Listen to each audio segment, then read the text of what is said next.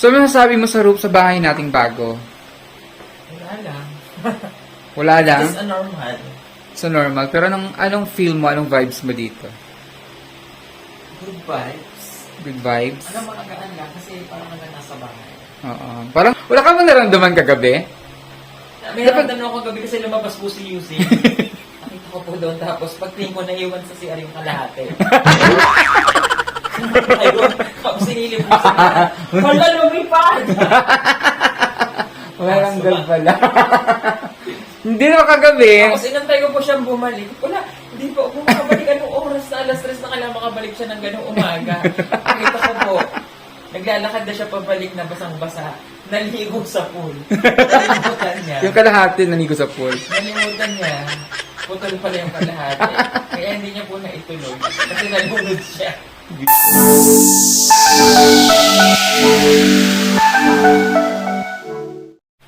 Good morning mga klokotsera. It's a beautiful morning here in a new home, a new house. It's our first day, first morning sa aming condo. Natinitirahan ngayon dito sa Sir Paul sa Davao City. Ayan yung lolo niya. Bisibisihan. So, ang ganda kasi ano niya, napaka-homey, hindi siya mukha talagang mukha lang talaga siya nasa bahay lang. Ang dominant color ng bahay na ito is red. Napansin niyo yung red? Wow! We have a red lampshade, red blinds, red, ang daming red! Pulang-pula. So, i-house tour ko kayo sa aming tinitirhan dito ni Sir Paul. Sa aming bagong barracks. So mostly pag condo unit kasi maraming salamin kasi yung salamin ay pampalawak ng space. So may kompleto din sa gamit. Meron rin siyang ito yung bedroom. Tapos meron siyang sliding CR siya. At meron din siyang sofa bed in case na darating sila ni Peter Paul. Pwede matulog dito. Ayan, so meron na siyang diba yung ref nila pulang-pula din. Ayan. So actually, namili namin kagabi ng aming pwedeng kainin dito. Pwede naman dito magluto. So, ito yung kitchen. Pinatira lang po kami na may-ari dito. Mabait po siya. Pinatira lang kami na may-ari. Kasi may-ari dito dati niya kakilala.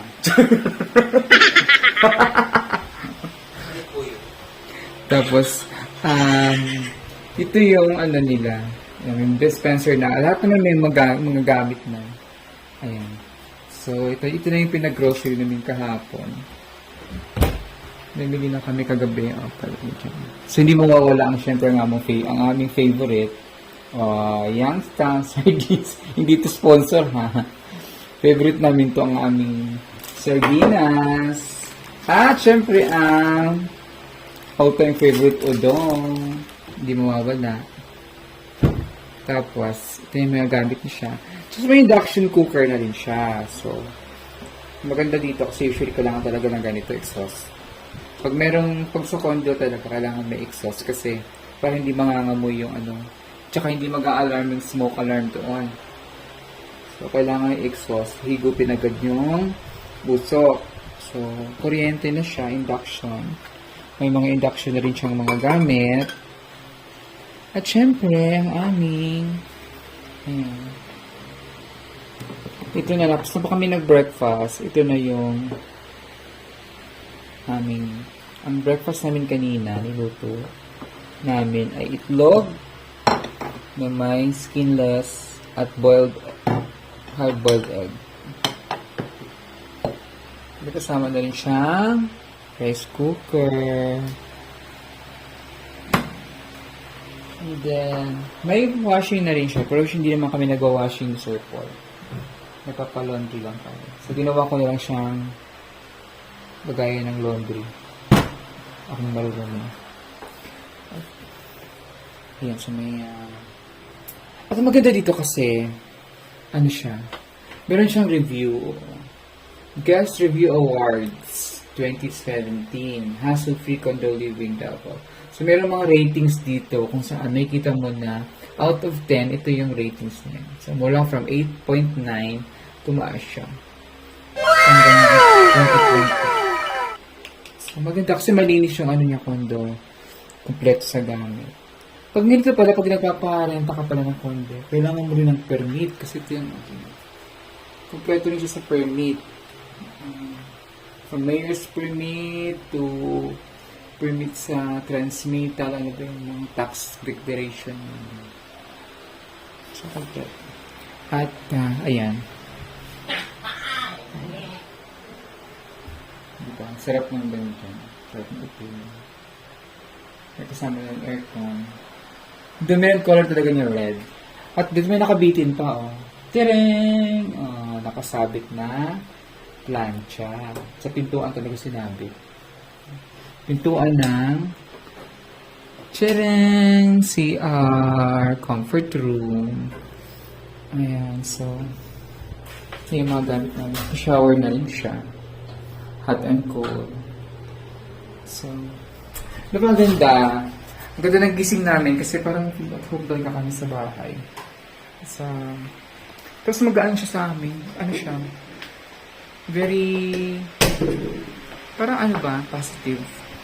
Pero na siguro sa kulay din. Kasi pulang-pula eh. Very happy color. Red carpet. Red sliding door. Red refrigerator. Red na relo. Actually, hindi umandar naman yung relo. Kaya lagyan ito lagyan siya ng bagong battery kasi hindi siya nakandar. May microwave na rin siya. Very red. Red. Dominant color is red. Television with Wi-Fi and escape cable. Tapos ang maganda, ang kinaganda dito kasi ang dami niyang lagayin ng gamit, damit. So meron siyang daming mga drawers na pwede naman. Siyempre ito kasi wall sa akin sa baba. Ayan. Mga abubot at siyempre ang aming bagahe dyan. Luggage. At dito lang kami sa first floor. Hindi mo kailangan umakyat sa third floor sa kung mataas. So ayan. Ang maganda dito, meron siyang playground, may basketball court, at may swimming pool. So mag-comment kayo kung saan kami nakatira. Baka alam yung mga taga-Davao, alam nyo ito saan to. Actually, tubing ko na lang. Dito kami sa Oasis. So, likod lang siya ng SM Ecoland. Harap pala. Harap ng SM Ecoland. So, malapit na siya. Walking distance lang yung SM Ecoland dito sa Davao. And then, lakas ng tubig. Malakas ang water.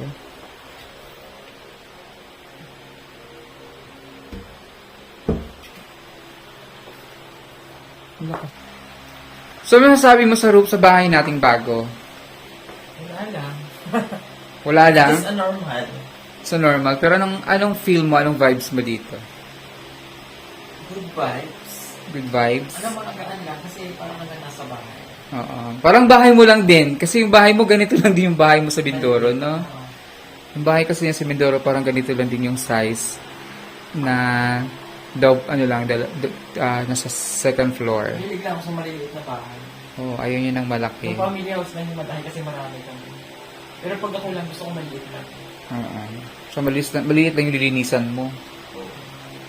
Kasi ako lang masyadong maraming makikita. Maraming Takot ga- ako sa mumu eh. Wala kang naramdaman kagabi? Wala naman.